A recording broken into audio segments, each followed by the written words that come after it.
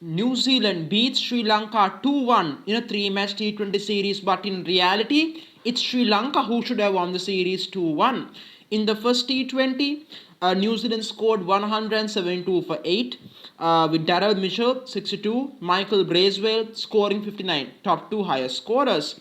Bowling, Fernando 2 for 22, M.THEEESHANA 2 for 29. In response, Sri Lanka 164 for 8. At one stage, Sri Lanka was 121 for 1 in the run chase. Sri Lanka should have won that game without a question. Unfortunately, they collapsed.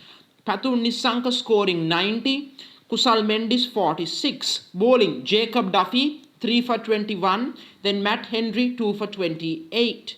Then of course in the second T20, New Zealand 186 for 5.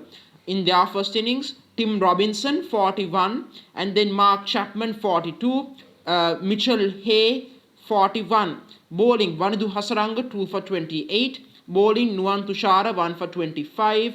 And then M.PATHRANA 1 for 37. A good comeback after the first T20 where he went for some tap.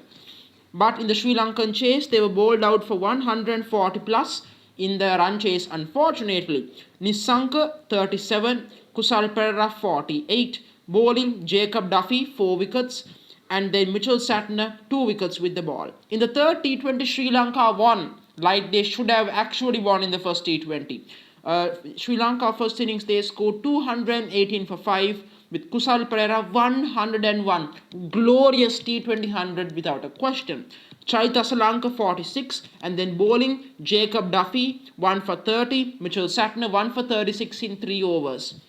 And in response, New Zealand came close, 211 for 7. RACHIN Ravindra 69, Tim Robinson 37, the top 2 highest scorers of New Zealand.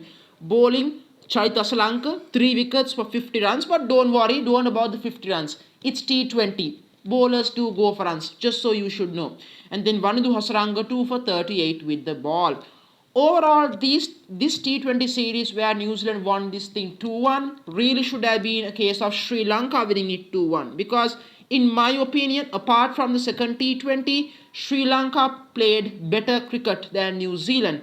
Unfortunately, in the first T20, Sri Lanka collapsed at a very crucial stage. But end of the day, collapses can happen for a team. Overall, I am not worried. This is the most powerful Sri Lankan team Sri Lanka had since the golden era from 1996 to 2015. Even in that time period, if you go and look, Sri Lanka had certain difficult games. So I recommend go back and see those difficult moments before you judge the current Sri Lankan team, because even then they won and sometimes they lost. But this Sri Lankan team for me certainly looks equally strong, but in some cases probably a bit better as well.